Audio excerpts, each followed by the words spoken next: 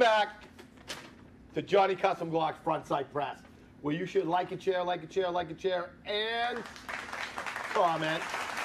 All right. With that. And are you going to talk when you're up here? It'd be a shame for you not to make it to 12. Ooh. Okay. Now we have an understanding. Ooh. Oh, turkey meat? All right. So anyways, like a chair, like a chair, like a chair. We are giving... Uh-oh, she's getting into the personal stash. Oh, very nice with foam. Mm-hmm.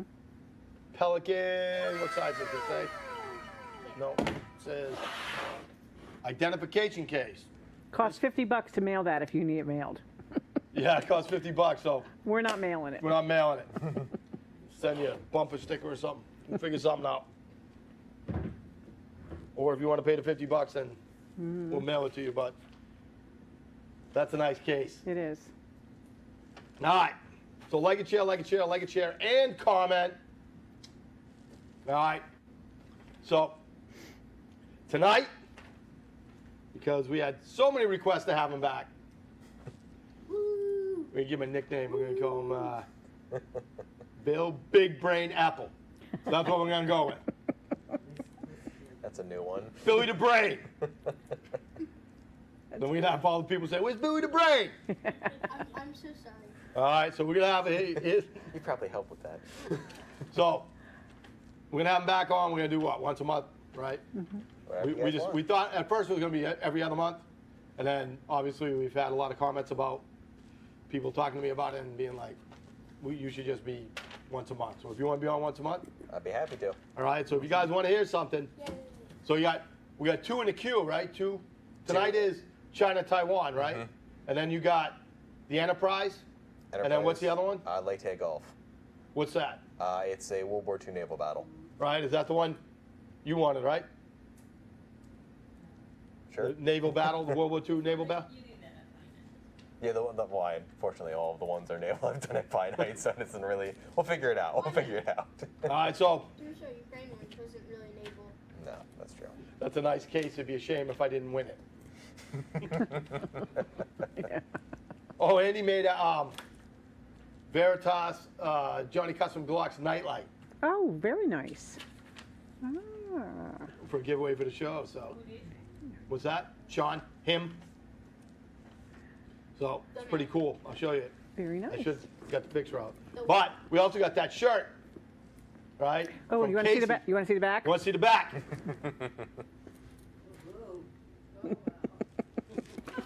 To match the can.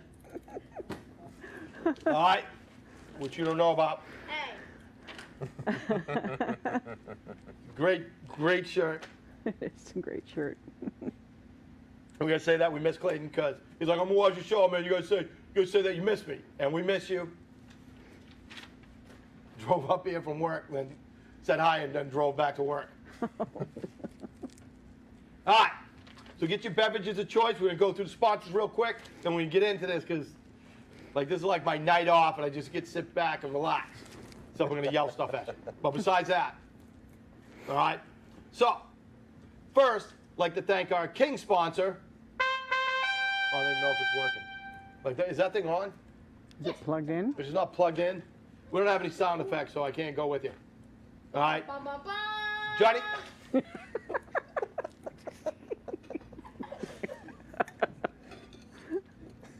All right, well, I know. I just want to let you know that I can't. I don't know what they're doing, so I'm just winging it. Bring them on Mark. Mark's fault. Damn, Park Malmer.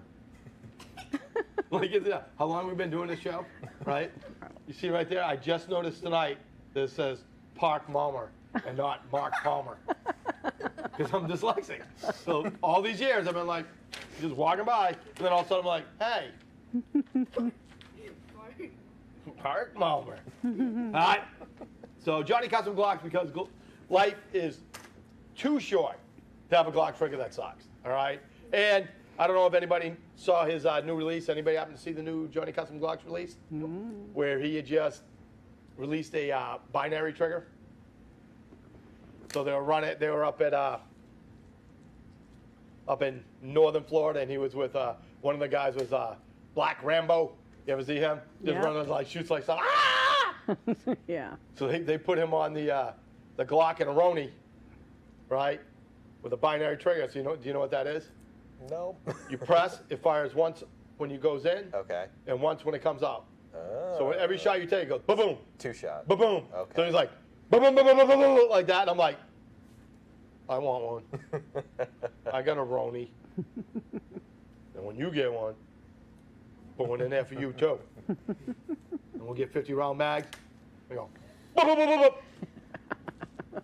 Yep. So go check that out. Check him out on Instagram. Subscribe to his YouTube because you got to see what he's talking about. If you got a G-Lock, you got to understand all the information that he's giving away. But go on the gram and check out his new binary trigger. All right. Next, Veritas Training Academy, VTA. All right. Real world self-defense training. Oh, and talk to me more about what Corey told me about training after the show. Okay. All right. I told him we were going to be up there. All right. Yep. So check us out. We're running concealed weapons classes every Saturday at Take Aim. I'm doing private lessons there. We're running outdoor classes. We just ran a fighting rifle class, which went very well. Mm-hmm. All right. And luckily, there was such a great bunch of guys in that class, like even a newbie, even Rick, Did great. just did a great job, even though he was over his head, right?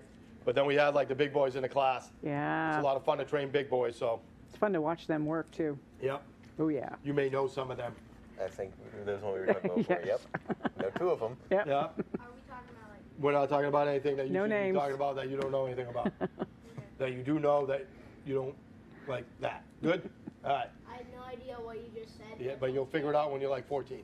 So anyways, all right. So come check us out. All right.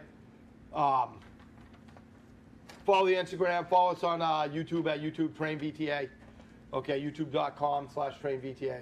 We're going to start rocking and rolling on the YouTube channel. We're going to start running classes all the time. We got a lot of stuff in the queue. We're getting ready to kick off. So just stay in touch. Follow us, and you'll see what's going on. Charlie Mack Foundation, all right, bringing music programs to the kids and the children. The University of Maryland's Children's Hospital. Just a great charity to give to. So if you're looking to give to a charity or something like that, go check them out. All right, check out Blakely Kane. And I just cannot say enough about the Travis Mack Foundation and what they do. All right, military case surplus, Tony up the Lago. Always hooking us up with the great cases to give away to you guys that we're not going to mail to you, but you can come get them, right? Or just as Sean does, leave them all at my house, like with his book, his cannon, and all the other stuff he's won. So yeah, Sean's opened up his own military case surplus store. So if you would like military case surplus, then he's the guy because he's got quite the collection at my house right now. All right, guys, in my head, I said, you know what? This would be a good idea. And you still think it is? You know, I love everybody. You're my sidekick. As I break your neck trying to pull you closer. All right. Skies and Chaos for always letting us use Strippers and Jacket to close the show and Black Widow to open it. And the new sponsor, Dun, dun, dun, dun, dun, dun, dun, dun. Big Top Brewing. All right. Hooking us up with free beer. All right. Because I just like saying, I get free beer. There is nothing better than saying, I get free beer. Well, I'm sure there is, but that's pretty close to being on top. So go check these guys out. They just make phenomenal beer. Yeah. Like, if they can make IPAs that I want to drink, that's how freaking good their beer is. I'm just saying. All right, so you need to check them out. Where is it? Over on Cattleman? Yep. That's right, the one At- by your house, right? Yes. So go check them out there. Also, you know, like I just cannot explain how good the beer is. Like I know it's easy for me to sit here and go, they make good beer. Yeah. they give it to me for free. Yes. All right? But they really do make some phenomenal beer. Oh, and I had some pear cider today while I was waiting to get the beer. I have never had that. How was it? It was very good. Was it? Yeah. What do you think's better? That or that Hawaiian Oh, yeah, that was really coffee good. Yeah, that was good. porter, last week. the chocolate coffee porter? We have one of those in the refrigerator there. Oh, it's good. It's really good. Yeah. And what about, what's the other one that you guys like? The Oh, I key- like the key lime one. Yeah. Oh, Remember you saying that last Like time? they just have like, yeah, it's they really have just good. great taste of beer, right? Yep. So thank you to all my sponsors for making this possible, or else Mark, even though he loves me, doesn't love me enough to pay for the show all the time. So thank you for making that happen. So everybody get their beverage of choice so we can do the toast and I can kick back and listen to Billy the Big Brain. Is that what it is? Or Billy the Brain? Which one was it? Can you think of a better name? Yeah, we can think it up. I had to make that up on the spot. Do you have your water for a toast? Like, I had like 10 seconds. He's like never gonna come back. Do you have something for the toast? Water? We should Yeah, I think got of water. a name All right. that All right, everybody got a beverage? All right. All right, just checking. All right, so here we go. Let me see if I can say it right, okay? Alright, I'm good. No. All right, go ahead. Yeah. Champagne costs too much. Whiskey's too rough. Vodka puts big mouths in gear. This little refrain should help to explain why it's better to order a beer. Yeah. Cheers. Nice job. Cheers all. All right, Bill, what are we doing tonight? So first off, before I get into that, I want to thank you for letting me just jump back on the show. I really appreciate you giving me that You opportunity are to a talk. big hit, and I think I'd get beat up if I didn't have you back. So you're welcome. But you, So let's avoid getting you beat up and. there you go. And I'm good. He's back. What do people want? Tim says free whiskey's better than free beer. He said that. Who did? Him. Oh, him did? Yeah. He knows. Well, we need a whiskey sponsor too then. Oh, yeah. So, So we're going to be talking about China and Taiwan today because I know we were talking over the phone and about essentially last discussion, and you had a question from one of your viewers about China and Taiwan, how that compares to, let's say, Ukraine and Russia, how that's comparable. So I figured might as well jump into it, and that's what we're going to be doing tonight. So Awesome. we're going to jump right into it and see where it goes. So we're going to basically analyze both sides. We do a little bit of history lesson, so for all of you who are a little history wary, it's going to be real quick. Don't worry. one thing first. all Okay. right? Just because I get the night off doesn't mean you get the night off. So stay up on it. So Pat's on, Tim Clark's on, says cheers. Jordan said he stole one of the beers out of the fridge a couple weeks ago. I guess he Yep. liked it. So you're just gonna have to put up with her reading that. I'll while be you're- interrupting you. I'm That's- sorry. That's fine. No, I mean, did it last time. We can do it again. There it is. All right, let's do this. All right, if we can go to the first slide, please. So first thing I'm going to ask all of you guys, actually before I even get to that, I just want to put up a quick disclaimer. Like I said last time, this is all stuff that I have found on my own. This is not information that I have found personally. This is stuff that I have looked around to different resources, different individuals. Some are book sources, some are website sources. I am not an expert in this field. This is also not meant to entertain. This is meant to inform. I want to do my best to inform you all about the situation in Taiwan, just like I informed you all about the situation in Ukraine. That is all I'm trying to do here. I'm not trying to entertain. If you guys get entertainment out of this, great, but that's not what I'm looking to do. Don't worry, I'm still here. Last thing I want to do, also mention, is yes, this is a very dangerous and sensitive topic, and any jest that we do make is not necessarily making fun of the situation. It is to make light of a poor situation so we can talk about it in a reasonable and respectful environment. Basically, if you can't handle it, don't watch because we're drinking beer. And things are gonna happen. All right, if we can go to the next slide and to our first question, which is going to be asking you guys, what do we know about Taiwan in relation to China? I'm not asking about the individual countries yet, but what do we know about China and Taiwan? It's Like, hostile. hostile, definitely a hostile, at least work environment in that case. So definitely a hostile. Anyone else have anything, either from online or here in the audience, or Gabe? I have no idea because I'll probably get to answer questions and do my best answers in the way with other questions. But I have no idea about this one though. Okay, we'll take that into account then.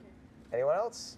All right, so if we go to the next slide, please. So we're going to go into where Taiwan and China are first. So China should not be hard to locate on the map. If you cannot find China on the map, go to an eye doctor, please. So we're going to run to the next slide because we can find China on this one pretty easily. Here's China even bigger. And that little red circle there, that is Taiwan. If you notice, Taiwan's a little bit smaller than China. In comparison, China is about the size of the continental United States, with Alaska squeezed on there a little bit. Meanwhile, Taiwan's a little bit bigger than the fantastically massive state of Maryland. So not too large. If we go one more slide forward. Further, Taiwan is only 100 miles away from the coastline of China. So really, it's only a stone's throw away in terms of relative military terms, and also in terms of travel. I mean, for Pete's sakes, anyone driving in the continental U.S. can make it there in less than 2 hours for the most part. And if you're driving in Miami, less than 1 hour. But it is what it is there. So if we can go to the next slide. We're going to talk about the two different sides, starting with China. So what do we know about China? Gabe? They supported Russia during the Russia-Ukraine event. They actually just announced, I think it was either yesterday or the day before, that they're fully supporting Russia now. They're in complete favor of the Russian Federation's ability to defend itself, as quoted from their foreign minister. Defend itself? That I'm just repeating what their foreign minister said. I'm not They saying I agree with do it. not understand what an invasion is. For them and for Russia, it is a special military operation. I'm not saying I agree. I am just saying what I've been told. So, anything else? What do you know about China? They're corrupt. They're corrupt. Yes and no. So They're we'll corrupt, talk but that's about- just their way, so it's okay. So actually, and we'll discuss this, the leader of China currently has made a massive push for anti-corruption because He loves the party. he loves the party, but more importantly, he loves the party actually having money.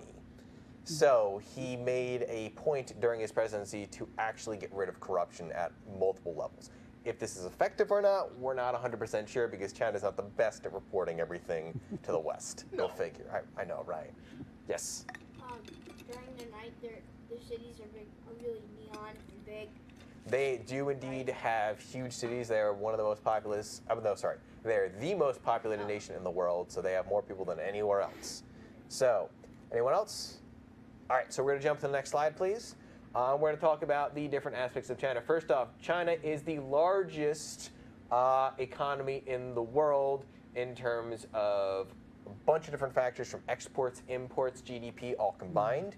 In terms of an outright economy, the U.S. is still technically bigger, but China is coming very quickly ahead in terms of that field. China also boasts the largest army and navy on planet Earth. They are the largest in that size. However, they are also in the midst of a military reform formatting. So we'll talk about what that kind of entails in a little bit. The man you're seeing on the screen right now, who's looking rather excited, is Xi Jinping. He is the president of China. He came to power in, I believe it was 2011. Xi has been in this position ever since. And on top of that, he is now referred to as the single most influential leader in the history of the Communist Party of China. And that's saying something because he's starting to outstrip Mao Zedong. So is that an actual? Yeah, he has more influence than any other party leader. So, hands down. Yes? What is Red Dragon? What is Red Dragon? It said like Red Dragon, right? Oh, that's just referring to China. Oh, okay. So China is what a lot of people refer to, at least in the East, as a red dragon, because China's traditional animal that associates with them is the dragon. So CCP is communist, so red dragon, that's where that comes from. Okay. Yep, sorry about that. Didn't know what you were asking at first. So, but Xi Jinping is rather popular in China, and that is because he cares about the Chinese people. Now, before you're like, wait, he cares about the Chinese people. Yes, the Chinese people, not the Uyghurs, not the Manchus, not any of the other ethnic groups. He cares about the Chinese people because as long as the Chinese people are happy, the Communist Party is in power. So his priorities are always keeping the party in power and therefore keeping the entire population of China entertained and happy.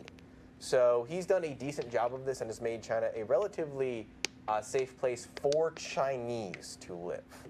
There's a lot of ifs, ands, or buts here, but, and I know I just said ifs, ands, or buts, but he is a very effective leader, even though he has a large history of human rights violations.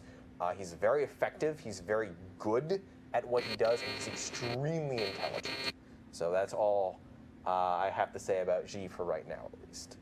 So if we can jump to the next slide. So Xi Jinping and China are pretty easy to talk about. However, Taiwan, for a lot of people, flies under the radar, kind of like Ukraine did prior to the Russo-Ukrainian war. Does anyone know anything about Taiwan?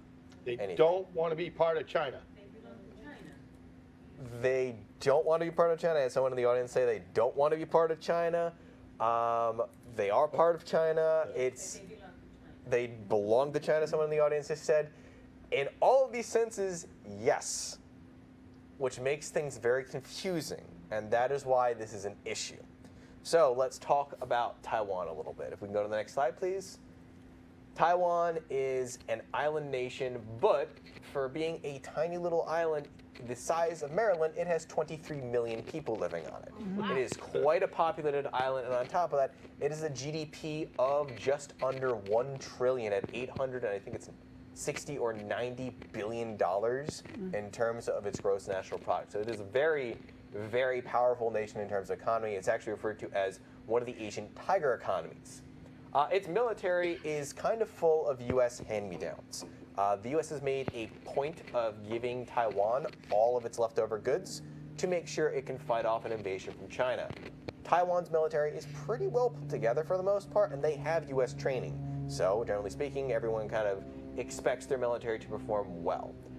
Their leader, and I'm probably going to butcher the pronunciation of this, but I'm going to try, Sumin, I think her name is, has been elected into office twice, and that was while everyone was expecting a massive landslide against her. Instead, she had a massive landslide election for her. She's a very popular leader in Taiwan, but there is one thing I want to point out about Taiwan. And if you look at the podium, there's a red arrow right next to it, and you can see Republic of China with Taiwan in parentheses. China is technically two different nations, and it's been this way for 70 odd years. And that's where a lot of people start raising eyebrows and start questioning, how can there be two different Chinas? Officially, in terms of the US, there isn't. Unofficially, there very much is. And this is where the history segment comes up, so I apologize for any of you guys who are just going to start saying, okay, plug in my ears now. I promise it'll be quick. So, starting off, we'll go to the next slide real quick. China and Taiwan have a shared history. The two countries have been interlinked for the past around 500 years. We can jump back to the next slide, please. These two countries are very close geographically. Yep, you're good. Geographically, but it didn't really develop along the same cultural lines. So Taiwan was also known as Formosa for quite a long time by the Europeans and the Japanese. The Chinese knew it as the island of Taiwan, and it had its own cultures, had its own groupings, and just kind of did its own thing for thousands of years. If we can jump to the next slide. Then in 1600, the Qing dynasty came by, and these guys are the predecessors to the current China that we have today. This was the last Chinese empire. This empire lasted quite a long time and was quite powerful in the region. The only reason that this empire fell was because the British brought opium into the area, got the Chinese addicted to opium, and basically caused their society to collapse from the inside out. Yes? What is opium? Opium's a drug that basically can lead to overdoses and is horrible with the withdrawal symptoms, and the British used it to kind of corner to the Chinese and force them to give them massive essentially concessions. They basically gave them a bunch of different things. For instance, Hong Kong was one of the concessions given to the British. However, the Qing dynasty did not last, but they did last long enough to still retain Taiwan. However, they couldn't hold Taiwan. If we can go to the next slide. Someone else decided to come by Taiwan, and that was Japan. When Japan came by, they came to an island that was colonized by the Chinese, that was very impoverished, that was very backward, that had basically been overlooked by the Qing dynasty. And the Japanese looked at it and said, well, the Europeans, anytime they colonize a nation, go ahead and modernize it. Why don't we try and do the same? So they brought railroads, they brought education, they brought universities. They modernized the entire island to the point where it was almost completely different from mainland China. They occupied the island for 70 years. Wow. And then the U.S. came along, and when we come knocking, things do not go well for the Japanese, as all of you are very aware. So the Chinese end up regaining the island, and the U.S. seized the island to them. They basically give it to them without even asking the Taiwanese, which really kind of angers the Taiwanese, because at this point, they're not true Chinese citizens at this point. We have a blending of Japanese, Chinese, and Taiwanese customs. So we can jump to the next slide. This, unfortunately, was during the midst of the Chinese Civil War. This was brutal. This lasted from 1921 all the way to 1949. And World War II was smack dab in the middle of it. This is Mao Zedong, this is Chiang Kai-shek, this is Stalin coming in and giving the Republic of China a death blow because the U.S. decided that we were going to be hands-off. This was a mistake, and it led China falling to the communist powers under Mao Zedong. So all of these Chinese guys realize that the Republic of China is now gone. So they have no choice but to flee to Taiwan. So we go to the next slide. Taiwan is put under the rule of Chiang Kai-shek. He is the leader, and I say that very loosely, of the Republic of China. China at this point is no longer a republic. China is an authoritarian regime ruled by Chiang Kai-shek. And the only reason that he still is in power is because the U.S. wanted to have someone who was not communist at the helm. So Chiang went to Taiwan with the full intention of returning to China someday. Except you're now on an island that has not been yours for 70 years, with millions of refugees from your mainland who share no customs and culture with these islanders. And on top of that, these islanders have better living standards, better education, better everything than everyone you brought with you. And you're also ruling them with no representation of them in the government. Needless to say, this didn't go too well. And in the 1980s, Chiang's son, who inherited the role after him, ended up being ousted by a democratic government. So Taiwan's been a democracy since the 80s. If we can go to the next slide. And that leads us to today. Taiwan today exists because the U.S. allows it to. And I don't mean that in terms of, well, the U.S. is going to go ahead and invade Taiwan. I mean, the U.S. basically guaranteed Taiwan. China wanted to go ahead, the People's Republic of China, Communist China, wanted to go ahead and invade Taiwan. But the U.S. said, well, we might, protect Taiwan. And didn't do any further explanation whatsoever. So for the past 70, 80-ish years, China's just been kind of in a will they, won't they situation, and do they really want to test this and see if they're going to intervene? And even though the U.S. recognizes that there is only one China and that China is Communist China, they still supply and arm Taiwan with everything they need. So the U.S. is kind of playing both sides of this, but ensuring that Taiwan has the ability to continue existing both via arms shipments and training and a guarantee. So, and that leads us to today. So now that we know a little bit of backstory, we're to go into the actual invasion. So if we can go to the next slide. And this is going to be reasons for China invading. So this is going to be looking at both sides of things, from the Chinese side positives and the Chinese side negatives. And there's a lot to unpack on both sides. So the first reason is pretty obvious. If we go to the next slide. First reason is, well, overwhelming force. You have a nation of 1.4 billion versus a nation of 23 million. The numbers are a little skewed here. It's not really fair to Taiwan on this regard. And we're going to see how much so in a moment. So can we go to the next slide? China has more ships, more planes, more tanks, more armored vehicles, more troops, more everything than Taiwan in every sense of the word. Unlike your last speech, all these things still work. Yeah. All these things they're not like the Russian ones where we're like, okay, are they still around or aren't they still around? All of these, and on top of that, China's been going through a modernization program. This stuff still works and is still active. So we know that it's able to go down. And it's basically 10 to 1 odds in terms of military force, which is very, very high. So if we can go to the next slide. On top of all this, China's been undergoing the largest military expansion in history since World War II out of any nation, period. China has modernized its forces, transformed them from the Maoist army into a proper armed force. There is a massive difference from the Chinese army during Mao's time and the Chinese army of today.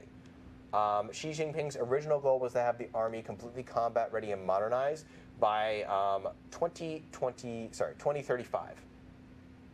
Last year, he moved that up to 2027. So that implies that either A, he's encouraging his commanders and his generals to try and get things done a little bit quicker, or things are going much better than planned and China is ahead of schedule to meet that goal. Or it could just be propaganda. We really don't know with China. So if we could just go to the next slide. Next one is blue water access. Here in the US, we take this for granted. What this means is essentially access to the ocean. Do we have any problems getting to the ocean?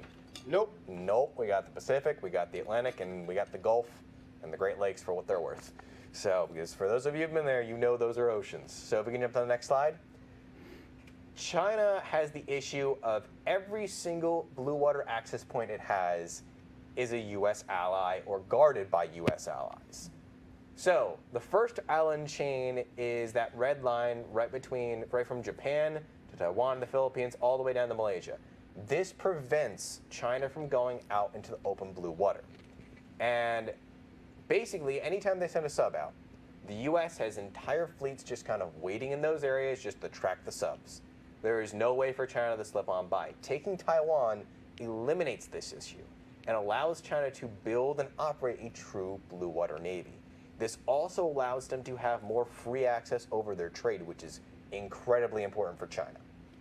Next slide, please. That brings us to this. This is the Type 003 aircraft carrier. It is the largest and most advanced aircraft carrier ever built outside of the United States Navy. It is a true supercarrier between 85 to 100,000 tons. This is a behemoth. However, it is conventional powered, meaning it is not nuclear powered like our nuclear carriers. Now, on top of all this, it can only hold 40 aircraft. That seems like a high number, but compared to our Nimitz class, that holds 80. Our new Ford class holds 90.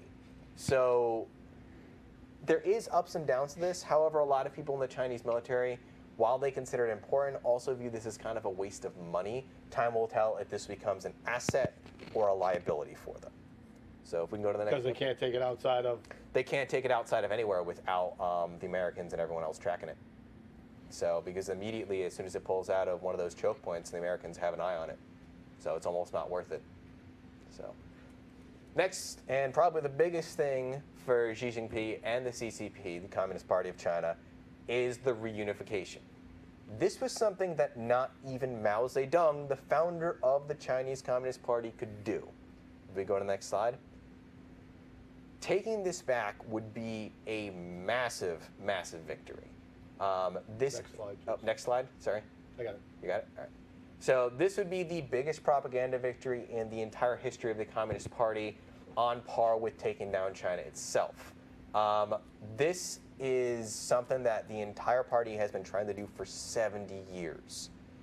And on top of that, it would make one man solidly the most influential person in the history of China. Go to the next slide. And that person, of course, is Xi Jinping. So, on top of this, losing Taiwan would be such a blow to the United States that it would basically destroy its reputation in the Pacific theater. So, she has a lot of reasons to go ahead and do it just for propaganda reasons. But there is a slight downside, and that is anytime the Communist Party starts having problems, they usually scapegoat it to Taiwan. Oh, those Taiwanese are going to come on over and try and take back the mainland. So it's kind of a loss in propaganda. It's kind of goofy, but it is something that does rile up the Chinese people. It is a very good way for him to control the populace.